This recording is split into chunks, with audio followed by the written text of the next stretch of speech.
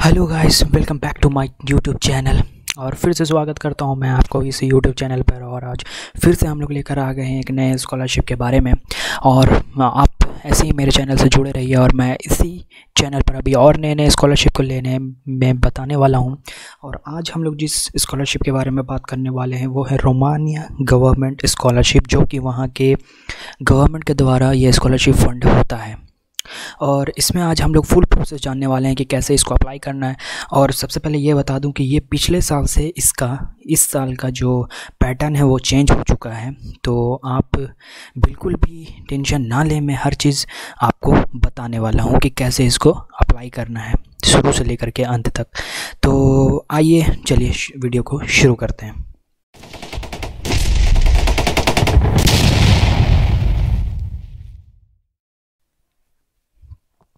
सबसे पहले आपको आ जाना है अपने क्रोम पर। आने के बाद आपको सबसे पहले यहाँ पर चले जाना है, रोमानिया है, एम्बेसी ऑफ रोमानिया। वैसे आपको टेंशन लेने की ज़रूरत नहीं है, आपको डिस्क्रिप्शन बॉक्स में उसका लिंक दिया रहेगा, तो आप वहाँ से जा कर के डायरेक्ट अप्लाई कर सकते हैं। बस आप इस वीडियो को पूरा देखें और पूरा देख करके समझ लें कि कैसे आपको अप्लाई करना है। ये बार बार इंडिया का आ जा रहा है यहाँ पर नाम। वैसे मुझे यहाँ पर से तो नहीं मिल रहा है, लेकिन कोई बात नहीं, मैं यहाँ पर सर्च कर देता हूँ स्कॉलरशिप ऑफ रोमानिया। मैं यहाँ से डायरेक्ट चले, ओह यहाँ पर तो आपका पहला ही वेबसाइट है, यहाँ पर पहला ही लिंक दिया जा रहा है। अच्छा, स्कॉलरशिप ऑफ रोमानिया लिखने के बाद आपको मिल जाएगा। वैसे आपको चिंता करने की ज़रूरत नहीं है, मेरे डिस्क्रिप्शन बॉक्स में भी इसका लिंक दिया हुआ, तो वहाँ से आप जा कर के डायरेक्ट अप्लाई कर सकते हैं। बस आप ये देख लें कि आपको कैसे अप्लाई करना है। तो उसके लिए आप पूरा वीडियो फुल प्रोसीजर के साथ मैं बताने वाला हूँ कि कैसे करना है। यहाँ पर आप चाहते हैं तो इंग्लिश कर लें,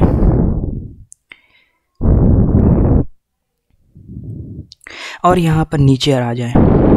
नीचे आने के बाद ये जो आपको दिया हुआ है, ये आपका पूरा पैटर्न बताया हुआ कि कैसे आपको अप्लाई करना है। देखिए, scholarship offered by Romania state of foreign citizen through the MFA। ये मिनिस्ट्री ऑफ फॉरेन अफेयर्स के द्वारा ये स्कॉलरशिप बर्डन किया जाता है, सारा वही खर्चा उठाती है और सारी चीज़ें वही देते हैं।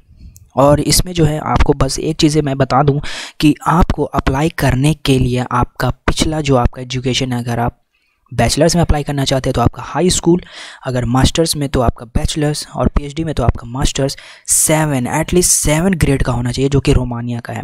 वैसे मैं इंडिया के हिसाब से बता दूं, एटलीस्ट 70% आपका होना चाहिए रोमानिया में अप्लाई करने के लिए। अगर उससे नीचे हैं तो आप इस स्कॉलरशिप को एलिजिबल नहीं कर सकते, आप एलिजिबल नहीं हैं। यहाँ पर आप देख सकते हैं कि एप्लीकेंट में select the study program interested in all field, मतलब बहुत सारे फील्ड इसमें दिए हुए हैं। और आपको मैं डॉक्यूमेंट के बारे में बता दूं। अच्छा, इसमें एक चीज़ और मैं बता दूं कि बैचलर्स और मास्टर्स जो आप अप्लाई करेंगे वो आपका रोमानिया लैंग्वेज में ही पढ़ाया जाएगा। PhD के लिए आप इंग्लिश दे सकते हैं, वरना बैचलर्स और मास्टर आपको सिर्फ रोमानिया लैंग्वेज में ही पढ़ाया जाएगा। उसके अलावा इंग्लिश में नहीं है, वो इंग्लिश में नहीं है। हाँ, आप अपना जो प्रिपरेटरी ईयर है रोमानिया का वो हटवा सकते हैं, अगर आपके पास उसके रिलेटेड कोई डॉक्यूमेंट है कि आपने रोमानिया सीख रखा है। B2 लेवल का आपको कम से कम सर्टिफिकेट चाहिए रोमानिया का, अगर आप प्रिपरेटरी ईयर हटाना चाहते हैं तो। नहीं तो फिर वो प्रिपरेटरी ईयर लगा करके आपको, अगर 4 साल का कोर्स है तो 5 साल, और 3 साल का कोर्स है तो फिर 4 साल आपको लगेंगे। अच्छा, मैं प्रोसीजर बता देता हूँ कि आपको कैसे अप्लाई करना है। यहाँ पर आपको सारी चीज़ें पढ़ लेनी है। वैसे मैंने आपको सारी चीज़ें बता दी। अच्छा हाँ, रिक्वायर्ड डॉक्यूमेंट में बता दूं कि डिप्लोमा, आपके जितने भी सर्टिफिकेट्स हैं, 10th और 12th के मार्कशीट, बैचलर्स आपने कर रहा है तो बैचलर्स, और मास्टर कर रहा है तो मास्टर के मार्कशीट, और ट्रांसक्रिप्ट, बर्थ सर्टिफिकेट आपको लगेगा। बर्थ सर्टिफिकेट अगर हिंदी में है तो आपको ट्रांसलेट करके दिखाना होगा, अगर आपका इंग्लिश में है तो उसका कोई फिर टेंशन नहीं है। पासपोर्ट और CV, कैरिकुलम विटाई आपको तो ज़रूरी है, मैंडेटरी है, ये तो मांगेगा। फिर आपको आ जाने हैं यहाँ पर, ये 2 लिंक दे हुए हैं, तो इस दोनों, तो मैं सेकंड वाले लिंक पर जा करके अप्लाई कर दूंगा। तो ये सेकंड वाला लिंक आपका खुल चुका है, इस पर आप सारी चीज़ें देख लेंगे। और यहाँ पर अबाउट द प्रोग्राम भी आप जान सकते हैं, स्टडी इन रोमानिया। यहाँ से आपको यूनिवर्सिटी भी देखने को मिल जाएगी कि कौन कौन से यूनिवर्सिटी इसमें हैं, ठीक है। बाकी मैं बता देता हूँ कि कैसे आपको अप्लाई करना है। तो सबसे पहले यहाँ पर देख लें how to work, create an account. सबसे पहले आपको अकाउंट बनाना है, फिर अप्लाई फॉर स्कॉलरशिप, फिर गेट एन आंसर और फिर स्टडी इन रोमानिया। ये तो अभी ज़रूरी नहीं है, 1 और 2 अभी आपको करना है। तो अगर आप अकाउंट है तो ठीक है, नहीं है तो सबसे पहले क्रिएट एन अकाउंट पर आपको चले जाना है। क्रिएट एन अकाउंट पर आने के बाद सबसे पहले फर्स्ट नेम, फिर लास्ट नेम, फिर आपका ईमेल एड्रेस और फिर आपको अपने हिसाब का पासवर्ड, फिर उसको पासवर्ड को वेरीफाई। और यहाँ पर आने के बाद 5 कैरेक्टर करने के बाद क्रिएट माई अकाउंट पर चले जाना है। चले जाने के बाद मैं एक चीज़ मैं बता दूं कि आपको ईमेल वेरिफिकेशन खोजेगा। तो ईमेल वेरिफिकेशन में आप टेंशन ना लें कि मेरे ईमेल में तो आ ही नहीं रहा। नहीं, मैं आपको बता देता हूँ कि ईमेल में आपको कहाँ पर ये मेल करते हैं। तो मैं आपको वो जगह भी बता देता हूँ। सबसे पहले अगर मेरे आप ईमेल में देखें तो ये ऊपर में कहीं पर भी आपको इस प्राइमरी वाले लोकेशन पर नहीं मिलेगा, स्पैम वाले ऑप्शन में आपको मिलेगा। स्पैम में आपको स्पैम आना है, स्पैम में आना है आपको। ईमेल जीमेल पर आपको स्पैम ऑप्शन में आना है। वो अपना जो वेरिफिकेशन कोड है, ईमेल वेरिफिकेशन कोड है, वो आपको जीमेल के स्पैम ऑप्शन पे भेजते हैं, ना कि आपको मेन ऑप्शन पे। तो आप इस गलतफहमी में ना रहें कि मेरे ईमेल वेरिफिकेशन का जो ये है मैसेज है वो नहीं भेज रहे। तो वो आपको मैं बता दूं कि इस पे भेजते हैं, क्योंकि मेरा भी बहुत ज़्यादा वक्त इसमें टाइम जाया हुआ है। तो मैं आपका वक्त बर्बाद नहीं करना चाहता, इसलिए वजह से आप सबसे पहले आप स्पैम ऑप्शन में आए, वहाँ पर ये ईमेल आते हैं। तो बात समझ में आ गई। तो आपको स्पैम वाले ऑप्शन पे जाना है, ठीक है। अच्छा, ये पूरा ही कट हो गया, फिर से मैं चला जाता हूँ। हाँ, तो सबसे पहले आपको आ जाना है यहाँ पे अप्लाई। अगर मेरा तो हो चुका है तो मैं यहाँ पे अप्लाई नाउ के बटन पे आ जाऊँगा और मैं सारी चीज़ें आपको दिखा देता हूँ कैसे। तो ईमेल एड्रेस मांग रहा, तो मैं फटाफट से यहाँ पे ईमेल एड्रेस करके लॉगिन करके बताता हूँ। हमारा लॉगिन हो चुका है और मैं आ जाता हूँ इसके अंदर। सबसे पहले यहाँ पर आपको एक बिफोर यू बिगिन आपको यहाँ पर ये लगे मांगता है, ये सारी चीज़ों में आपको टिक कर देना। अगर आप EU मेंबर तो है नहीं, यूरोपियन यूनियन के मेंबर नहीं होने चाहिए, रोमानिया के आप इलाके के नहीं होने चाहिए, ना आपका कोई फैमिली मेंबर। तो यहाँ पर आए सबको क्लिक करके आई अंडरस्टैंड पे को आ जाना है। यहाँ पर आपका personal information, father's name, mother name, फिर यहाँ पर आपका मेल या फीमेल और फिर यहाँ पर डेट ऑफ बर्थ दे देना है। देने के बाद आपको सिविल स्टेटस की सिंगल मैरिड, फिर ऑक्यूपेशन और वर्क प्लेस अगर आपने है तो दे देना है। फिर उसके बाद सेव और वेरीफाई करके नेक्स्ट स्टेप पे क्लिक कर देना है। मैं आपको दिखा देता हूँ वैसे क्या क्या लग रहा है। एड्रेस में आपको एड्रेस कर देना है, सिटी ऑफ बर्थ बता देना है, पासपोर्ट नंबर दे देना है, पासपोर्ट डेट, पासपोर्ट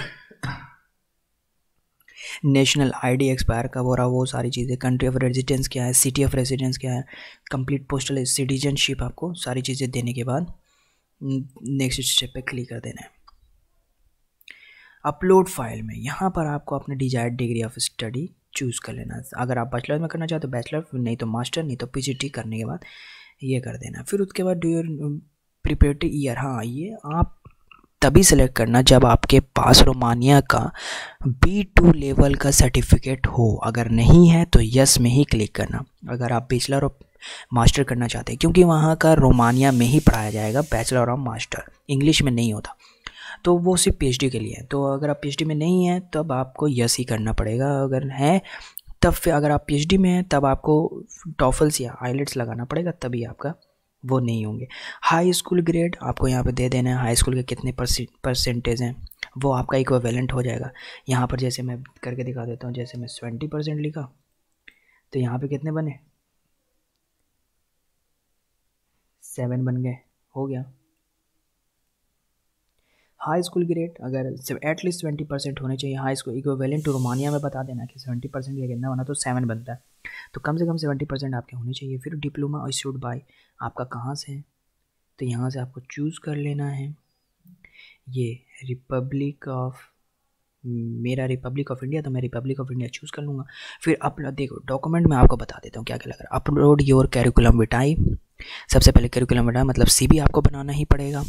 फिर सर्टिफिकेट, बर्थ सर्टिफिकेट लगेगा आपको, या फिर अगर उससे रिलेटेड कोई डॉक्यूमेंट है जो आपका बर्थ सर्टिफिकेट दिखा रहा है तो फिर ठीक है, अगर नहीं तो बर्थ सर्टिफिकेट आपके पास मौजूद है तो फिर आप बर्थ सर्टिफिकेट ही लगा दें, और अगर उसका ट्रांसलेटेड फाइल है तो मतलब ये हिंदी में है तो इंग्लिश में अगर आपने किया तो इंग्लिश का यहाँ लगाएं और हिंदी का इसमें लगाएं, मेन फाइल इसमें और ट्रांसलेटेड फाइल इसमें। और ये फर्स्ट 3 पेज का पासपोर्ट आप मांग रहा है, मतलब पहला 3 पेज आपको स्कैन करके मांग रहा है, तो यहाँ पर आपका 3 पेज का एक साथ लगा दें, एक में ही सबको मर्ज कर दें और मर्ज करने के बाद लगा दें। अलग अलग लगाने की दिक्कत नहीं है, सबको एक में मर्ज करके लगा दें।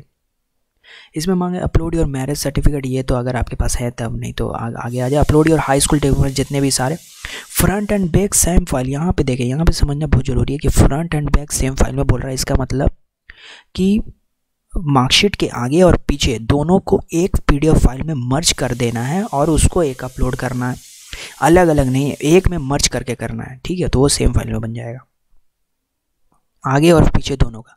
अपलोड योर ट्रांसक्रिप्ट, जितने भी ट्रांसक्रिप्ट हैं 10, 12, अगर बैचलर मास्टर सबको कर देना। अपलोड योर सर्टिफिकेट, इसमें सारा सर्टिफिकेट लगा देना है।